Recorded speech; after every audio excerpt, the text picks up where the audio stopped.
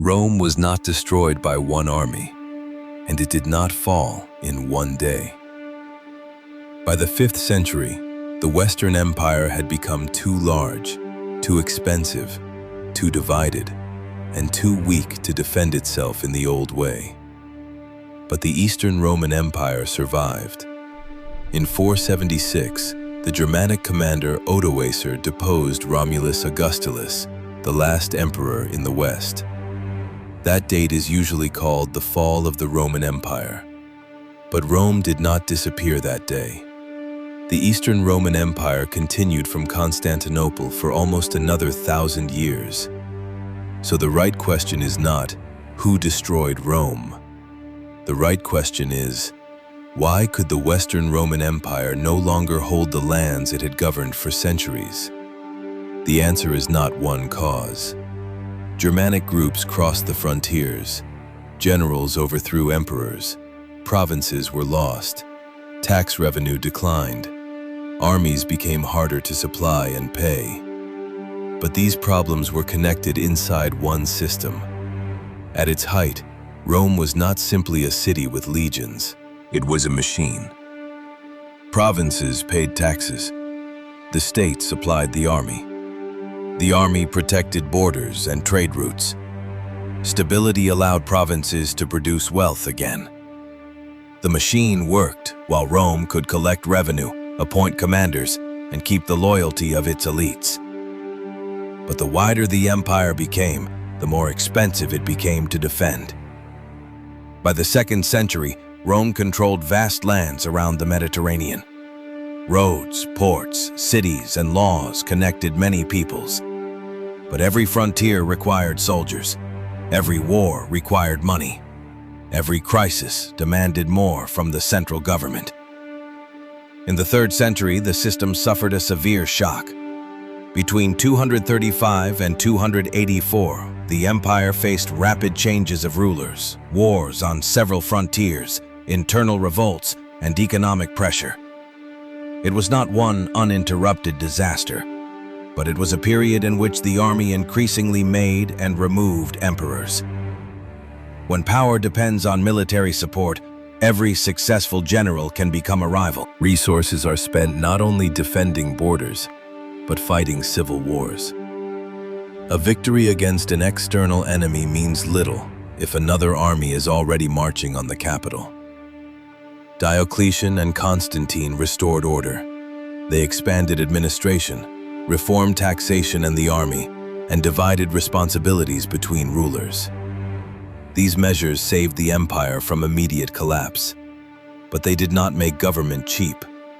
The later Roman Empire required a large standing army, officials, fortifications, and a complex tax system.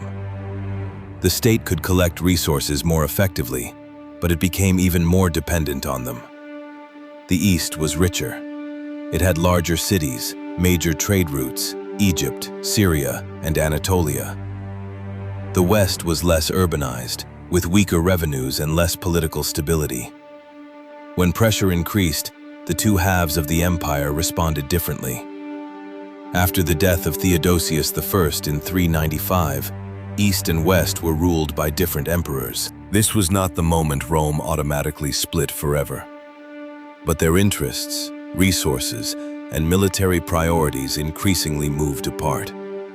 Pressure on the frontiers grew. The movement of the Huns in Western Eurasia pushed other groups toward Roman territory. Goths, Vandals, Alans, Suebi, and others were not one army with one plan. Some sought land and security. Some served Rome. Others fought against it. That is why the word barbarians can hide more than it explains.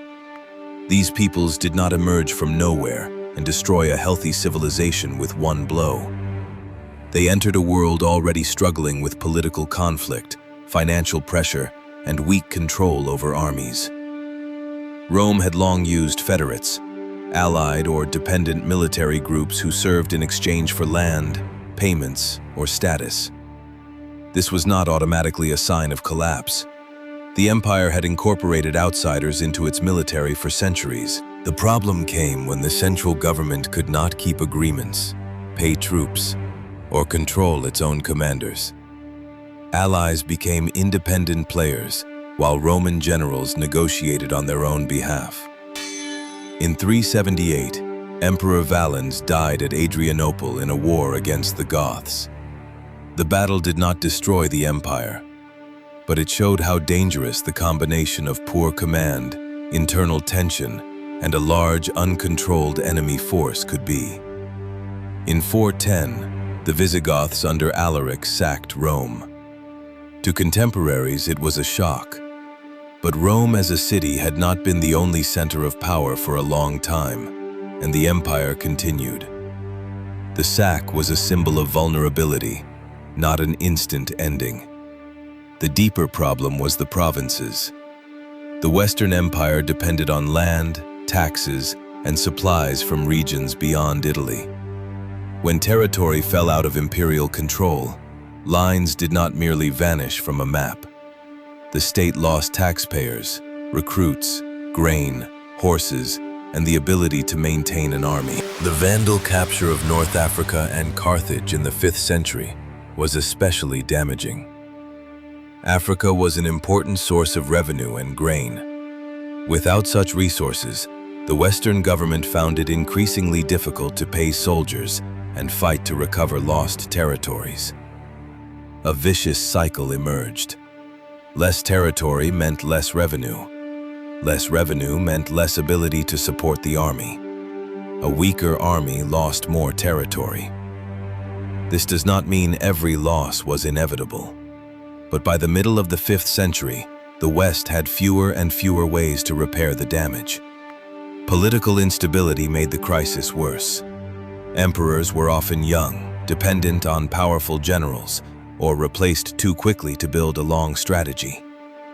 Generals such as Stilicho, Aetius, and Ricimer sometimes protected the empire from immediate disaster. But dependence on individual strongmen revealed the weakness of the central system. Rome could still win battles. In 451, combined Roman and Gothic forces checked Attila at the Catalonian plains. But victories like this did not restore the lost financial and administrative foundations of the West. In 455, the Vandals sacked Rome. In the following decades, Western emperors ruled smaller territories and depended increasingly on Germanic military leaders in Italy. Finally, in 476, Odoacer removed Romulus Augustulus.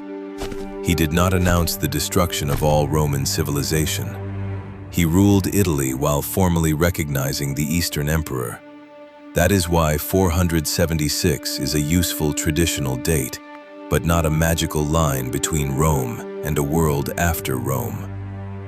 But why did the East survive longer? The Eastern Roman Empire also faced wars, court crises, and pressure on its frontiers. Its survival was never guaranteed. But in the 5th century, the East had a stronger urban and fiscal base, major centers in Anatolia, Syria, and Egypt, and Constantinople, a capital on vital sea and land routes. These advantages gave the Eastern government more resources for its army, diplomacy, and recovery after defeat. This does not mean the East was a rich Rome while the West was doomed. The East also lost territory and faced severe crises in later centuries. But in the 5th century, it better preserved the ability to collect taxes, supply armies, and maintain central authority. Roman law, language, cities, roads, taxation, the Christian Church, and political ideas survived the Western Empire. The Eastern Roman Empire continued until 1453. Germanic kings used Roman titles, laws, and officials because Roman systems remained valuable sources of legitimacy. So why did the West fall? Because its political, military, and financial system could no longer sustain itself. External wars were dangerous. Internal conflicts were destructive. The loss of provinces deprived the state of revenue, and a weaker state could no longer maintain the army needed to recover what it had lost. Rome was not the victim of one cause. It was the victim of a system that, under too much pressure, could no longer recover after each new blow. That is what makes Rome's story important. Empires rarely disappear because one enemy is simply stronger. They disappear when the cost of defending them becomes greater than the state's ability to govern, pay, negotiate, and adapt. What do you think was decisive in the fall of the Western Roman Empire? Lost revenue, civil wars, or pressure on the frontiers? Tell us in the comments. Subscribe to the Box of Ages for more stories about empires, wars, and the systems behind them.